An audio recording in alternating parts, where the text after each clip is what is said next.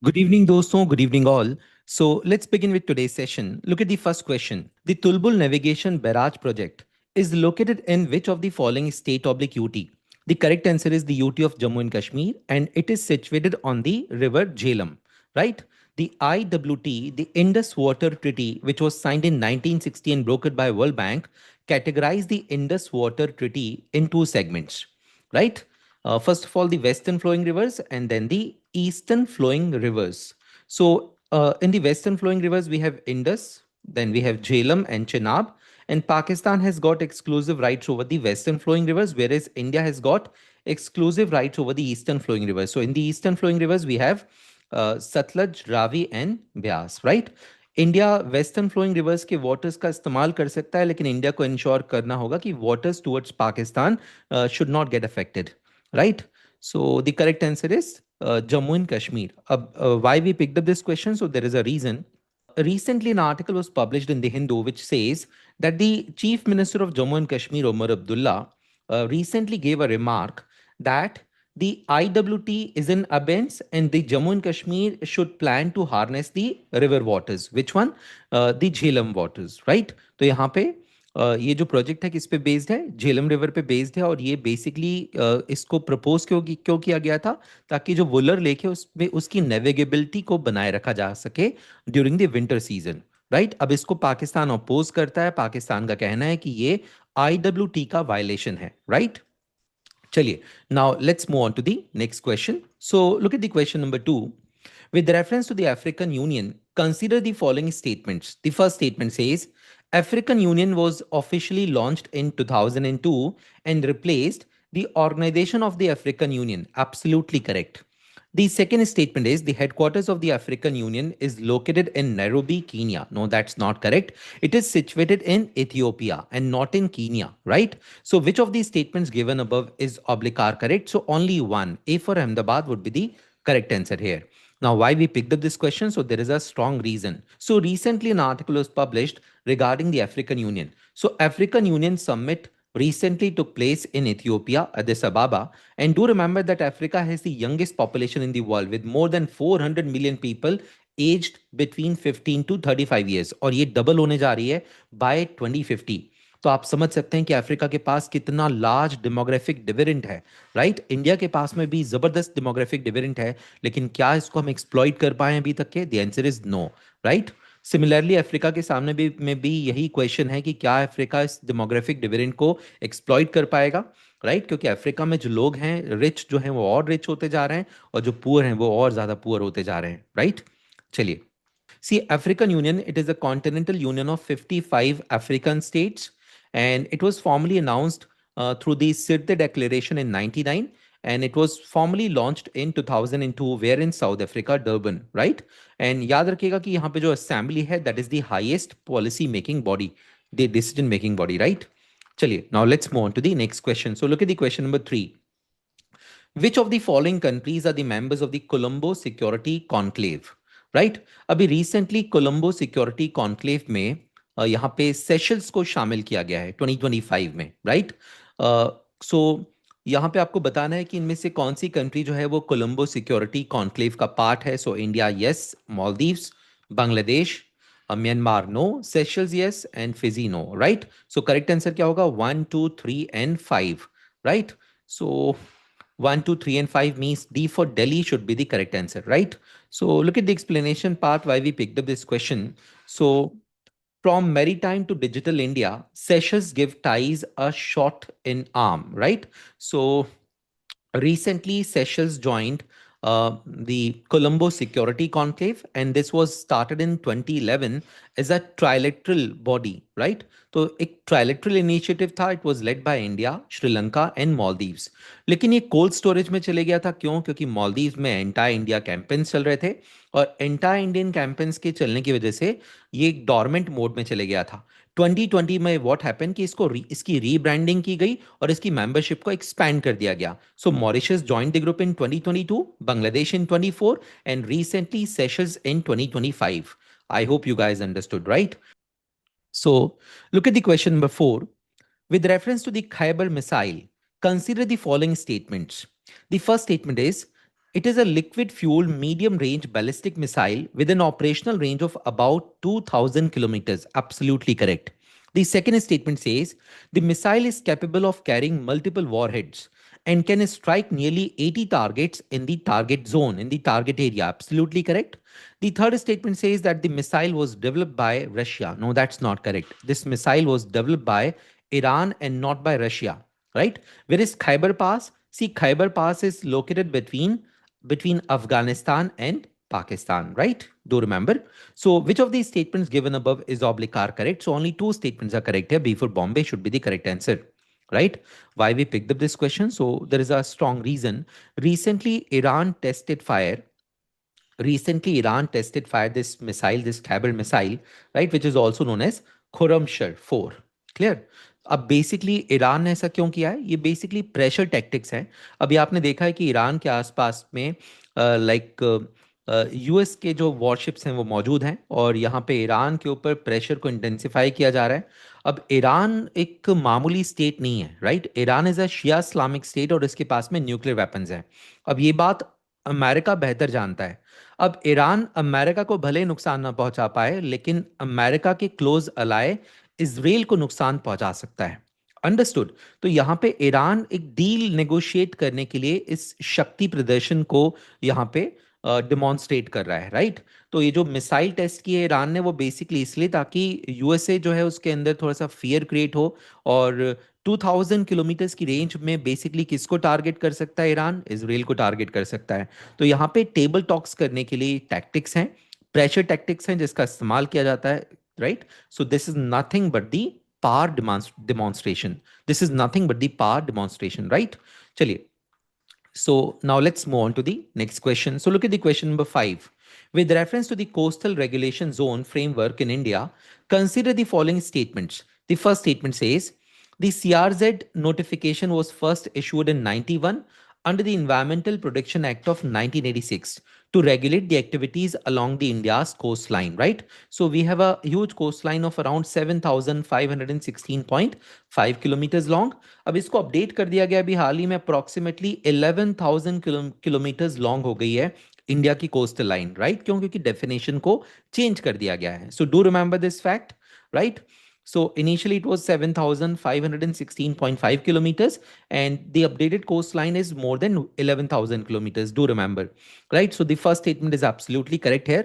Look at the second statement. The second statement says that the CRZ notification 2019. देखिए पहला notification आया था 91 में, right? Under the environmental protection act of 1986. दूसरा notification आया था 2011 में और जो अपडेटेड नोटिफिकेशन है it was released in 2019, right? So the CRZ notification 2019 expanded the node development zone NDZ across the all categories to strengthen the environmental protection. No, that's not correct. Actually it's opposite. जो correct है वो क्या है? वो उसका just opposite है. देखिए no development zone जो है इसको पर्टिकुलरली रूरल एरियाज में, कहां पे? रूरल रीजन्स में इसको रिड्यूस कर दिया गया है, ना कि इसको इंक्रीज किया गया है. Why? In order to promote tourism activities, in order to enhance the infrastructural development, right? So question is which of these statements given above is oblique are correct? So only one. So A for Ahmedabad would be the correct answer here, right? So look at the explanation part why we picked up this question. First of all, you need to remember that the Sailesh Nayak committee recommended to reduce the no development zone, right? So why this committee was set up? This committee was set up to review the coastal regulation zone, right? In 2011. Do remember this. Also remember that the coastal regulation zone notification 2019, it categorizes the coastal area into 4 zones, right? So coastal zone 1, then the coastal zone 2, then coastal zone 3, and then 4. Also remember that each zone is divided into 2 subzones, right? Except the coastal zone number 2. तो coastal zone number 1 में 2 सब categories हैं A and B. यहाँ पे third में भी A and B and यहाँ पे लास्ट में भी कोस्टल जोन नंबर 4 में भी ए एंड बी, राइट? तो कोस्टल रेगुलेशन जोन नंबर 2 जो है इसका कोई सब कैटेगरी नहीं है. Do remember. Also remember that clearances are granted by the ministry of environment and forest and the climate change with respect to the development in the CRZ 1 and the CRZ 4। वहीं CRZ 2 and CRZ जो 3 हैं, तो coastal regulation zone 2 and coastal regulation zone number 3 किसके domain में आते हैं? ये आते हैं स्टेट के डोमेन में, राइट। तो यहाँ पे स्टेट क्लियरेंस देता है, वहीं CRZ 1 और CRZ 4 में जो क्लियरेंस है वो कौन देता है? वो यूनियन गवर्नमेंट देती है, राइट। सो कौन देगा यूनियन गवर्नमेंट के बिहाफ में? Ministry of environment, forest and climate change. अब हमने इस क्वेश्चन को पिक क्यों किया है, उसके पीछे मेन रीजन है, recently, the NGT, the National Green Tribunal, clears the 80,000 crore Great Nicobar project, cites the strategic role and no good ground to interfere, right? तो इसका जो environmental इम्पैक्ट असेसमेंट जो है, इसको जो यहाँ पे ग्रीन सिग्नल मिला इस प्रोजेक्ट को, इसको चैलेंज किया गया था यहाँ पे कोर्ट ऑफ लॉ में, लेकिन एनजीटी ने कहा कि यहाँ पे ये जो प्रोजेक्ट है ग्रेट निकोबार प्रोजेक्ट, ये स्ट्रेटेजिक प्रोजेक्ट है और ये इंडिया के नेशनल इंटरेस्ट में है, और and there is no good reason to interfere in this project, right. इसमें एक आर्ग्यूमेंट दिया गया था कि ये जो जोन है कोस्टल रेगुलेशन जोन नंबर 1, उसमें ये प्रोजेक्ट आता है, जबकि यहाँ पे कोर्ट ने क्लैरिफाई कर दिया कि नहीं, ये कोस्टल रेगुलेशन जोन नंबर 1 में नहीं आता है। अंडरस्टूड। तो यहां से इनडायरेक्टली एनजीटी पे भी क्वेश्चंस आ सकते हैं, याद रखिएगा। Now let's move on to the next question. Question number 6. Which of the following provisions are included under the DPSP of the Indian Constitution? The first statement is maintenance of the just and honorable relations between the nations. Yes, that's correct. It is given under Article 51 of the DPSP. Second statement is settlement of the international disputes by arbitration. Again, correct. It is also the part of the Article 51. The third statement is striving towards excellence in all the sphere of individual and the collective activity. No, that's not correct. It's the part of Article 51A, means fundamental duties and not the DPSP, right? So two statements are correct here, 1 and 2, and third one is incorrect. So correct answer क्या होगा? 1 and 2, C for Calcutta should be the correct answer. दोस्तों, do remember that Article 51 में हम 4 important components को club कर सकते हैं। सबसे पहला तो the very first one is the promotion of international peace, right? The second one is the conflict management. आप यहां देख रहे हैं सेकंड वाले स्टेटमेंट में settlement of international disputes by arbitration, right? Through talks. Clear? तो यहाँ पे पीसफुल नेगोशिएशंस के थ्रू यहाँ पे डिस्प्यूट्स को रिजॉल्व करने की कोशिश हो रही है, उसका कमिटमेंट आर्टिकल 51 में है। So promotion of international peace, conflict management. The third one is what? The third one is India remains like a strong follower of international laws, treaties and conventions, right? तो यहाँ पे India एक strong complaint के तौर पे है international law के, right. And the fourth one is ये एक इंपॉर्टेंट हिस्सा है इंडिया की फॉरेन पॉलिसी का। So somewhere it promotes India's foreign policy principles. Clear? Article 51. So do remember all these important areas, right? So correct answer क्या होगा? C for Calcutta, 1 and 2. चलिए, now let's move on to the explanation part. You can see here the key aspects of Article 51, which we recently discussed: promotion of peace, then the conflict management, then the part of the foreign policy, right, and the legal standing. Clear? चलिए, move करते हैं next question की तरफ. So look at the next question. The Durand Line serves as the international boundary between which of the following countries? The correct answer is Pakistan and Afghanistan. See, that remains a flashpoint between both the countries, Pakistan and Afghanistan. This line was drawn by the Britishers somewhere in 1893, right? And Afghanistan got freedom in 1919. Clear?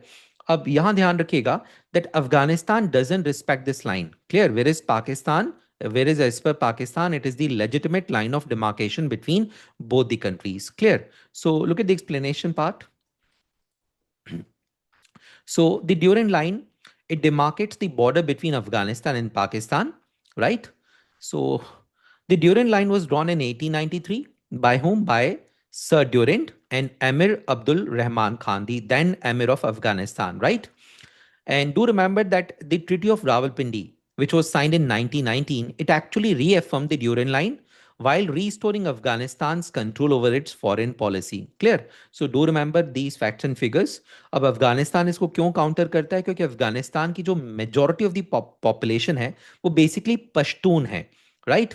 अब पश्तून जो people हैं वो आपको दो जगह मिलेंगे, दो locations पे मिलेंगे। एक तो आपको वो मिलेंगे यहाँ अफगानिस्तान में, राइट, और दूसरा आपको मिलेंगे पाकिस्तान में, राइट। तो पाकिस्तान में जो प्रोविंस है खैबर पख्तूनख्वा, यहाँ पे आपको मिलेंगे। तो अब यहाँ जो पश्तून पीपल है, जो कि majority of the Afghan people है, लगभग 40 to 50% पॉपुलेशन सेगमेंट है वहाँ का, राइट। और इसमें से मेजोरिटी सुन्नी इस्लाम को फॉलो करती है और माइनॉरिटीज जो है वो शिया इस्लामिक स्कूल को बिलोंग करते हैं। याद रखिएगा इस पॉइंट को। अब यहाँ पे इस बाइफिकेशन की वजह से, ड्यूरेंट लाइन की वजह से क्या हुआ कि जो पश्तून पीपल हैं ये बेसिकली क्या हो गए, ये फ्रेगमेंटेड हो गए अफगानिस्तान और पाकिस्तान में। तो अफगानिस्तान चाहता है वहां पे जो भी सरकार आती है, चाहे वो तालिबान की सरकार हो या फिर डेमोक्रेटिक गवर्नमेंट हो, वो सब ये चाहते हैं कि यहाँ पे जो ये पाकिस्तान के पास वाला जो पश्तून एरिया है इसको रीयूनाइट कर दिया जाए अफगानिस्तान के साथ में, राइट। और इसको अपोज करता है Pakistan. So I hope you guys understood. Now let's move on to the next question. So look at the question number 8. Statement number 1. It shall be the duty of the state to apply the DPSP in making laws. Absolutely correct. The ultimate objective of the DPSP is to create a welfare state, right? चाहे आप इसको बुला सकते हैं राम राज्य, या फिर आप उसको बुला सकते हैं एक आइडियल स्टेट, या फिर एक utopian state, right? Do remember. So what's the ultimate goal of the DPSP? To create a welfare state, right? Not a political state. Second statement is, according to the Constitution of India, the DPSPs are fundamental in the governance of the country. Again, correct, right? So both these statements are correct here. Statement number 1 and statement number 2. Statement number 3 says that the higher judiciary can declare certain laws to be invalid on the grounds that it contravenes the DPSP. No, that's not correct. Why? Because DPSPs are not enforceable in the court of law. Clear? So third statement is absolutely incorrect here.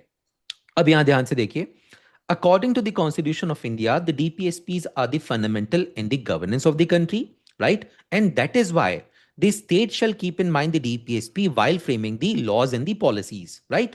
तो statement number 2 क्या कर रहा है, justify कर रहा है statement number 1 को, जबकि स्टेटमेंट नंबर 3 जो है वो इनकरेक्ट है। तो करेक्ट आंसर क्या होगा, C for Calcutta. Only one of the statements 2 and 3 is correct, and that explains the statement number 1, right? So C for Calcutta should be the correct answer here. चलिए, now let's move on to the explanation part. आप यहाँ देख सकते हैं इस तरह के कई आर्टिकल्स पब्लिश होते रहते हैं, और हमने इसी आर्टिकल्स यहाँ पे इसको लाइक ड्रैग किया इस क्वेश्चन को। सो look at the explanation part. You can see here that Article 37 of the DPSP, it says that DPSPs are fundamental in the governance of the country, right? And this explains the statement number 1, right? And do remember that courts cannot strike down. The courts cannot strike down laws for violating DPSPs, right? They are not justiciable, right? So look at the question number 9. Agalaga Island, sometimes seen in news, is located in. It is located in Indian Ocean, right? It is around 1,000 kilometers north of Mauritius, right? So you can see here, it is a small island group of Mauritius located in the Indian Ocean, is strategically significant due to India's infrastructure and security cooperation there, right? We signed an agreement with Mauritius in 2015, right? And basically इसका opposition हुआ था काफी ज्यादा Mauritius में। एक साथ मालदीव्स और Mauritius दोनों में एंटायर इंडियन सेंटिमेंट्स जो हैं वो जनरेट हुए थे। उसकी वजह से कुछ समय के लिए प्रोजेक्ट जो है वो कोल्ड स्टोरेज में चले गया था, राइट। रिसेंटली वापस से रीसरफेस हुआ है, इसलिए इसको हमने लाइक डिस्कस किया है, राइट। चलिए, so let's move on to the next question. This is going to be the last question of today's session. So look at the question number 10. Consider the following devices of parliamentary proceedings. Okay. Which of the above mentioned motions can be introduced only in the lower house of the parliament, means the Lok Sabha, right? So adjournment motion, no confidence motion, yes. Calling attention motion, no. Why? Because the calling attention motion can be introduced in either of the house, Lok Sabha and Rajya Sabha, right? Whereas the adjournment motion and the no confidence motion, ये basically एक तरह के censure motions हैं, right? यहाँ पे government का criticism involve होता है, काउंसिल ऑफ मिनिस्टर्स का, और काउंसिल ऑफ मिनिस्टर्स जो है वो किसके लिए अकाउंटेबल है, that is accountable to the Lok Sabha and not to the Rajya Sabha. Clear? तो ये जो कॉन्सेप्ट है, the concept of collective responsibility, इसी कलेक्टिव रिस्पॉन्सिबिलिटी को इंश्योर करने के लिए दो इंपॉर्टेंट इंस्ट्रूमेंट्स हैं, adjournment motion and no confidence motion, और यहाँ पे एलिमेंट ऑफ सेंसर जो है इन्वॉल्व है, जबकि इसमें इन्वॉल्व नहीं है, राइट। सो एक बहुत ही नैरो लाइन है between the calling attention motion and adjournment motion पे। दोनों ही पब्लिक इंपॉर्टेंस के इश्यूज को डिस्कस करने के लिए लाए जाते हैं, लेकिन दोनों में फर्क क्या है कि एडजमेंट मोशन में एलिमेंट ऑफ सेंसर जो है वो इन्वॉल्व है, जबकि यहाँ पे कॉलिंग इंटेंशन मोशन में नहीं। क्लियर? चलिए, so look at the explanation part. We just discussed that a calling attention motion is an Indian parliamentary procedure. It was introduced in 1954. It allows the members to raise a matter of urgent public importance with the speaker's permission. It requires a minister to make a statement regarding the issue, fostering accountability and transparency. It is distinct from the adjournment motion as it does not imply censure. Clear? So it can be introduced in either of the house. Do remember. So guys, this was the last question of today's session. मुझे उम्मीद है कि आप सभी इन sessions को पसंद कर रहे होंगे। आपको लाइक जो क्वेश्चंस की क्वालिटी है वो आपको पसंद आ रही होगी। एंड मैं उम्मीद करता हूँ कि आप इन सेशंस को लाइक करेंगे, इस चैनल को सब्सक्राइब करेंगे, इसको अपने फ्रेंड्स, अपने कंपेनियंस तक के लेके जाएंगे। राइट, यही आपसे एक्सपेक्टेड है। चलिए मिलेंगे दोस्तों, हम अपने नेक्स्ट सेशन में मिलेंगे, अपने नेक्स्ट सेशन में। बाय बाय, टेक केयर, जय हिंद।